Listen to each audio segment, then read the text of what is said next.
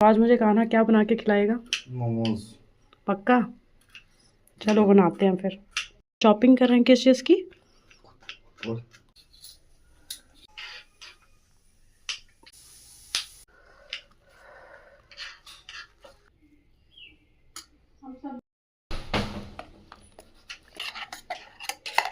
मैं भाई इधर देख लो। अरे देख लो।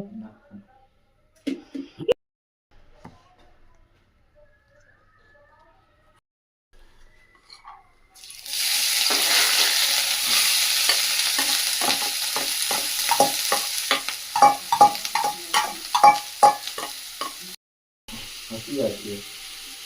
क्यों हंसी आ रही है? इसमें हंसने वाली क्या बात है?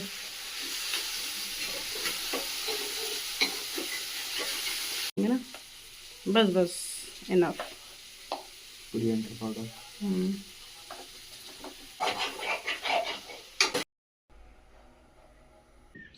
बहुत बढ़िया मम्मी। बहुत अच्छा बना है, बहुत टेस्टी है। खाई तो हो नहीं, पहले खा के तो बताओ।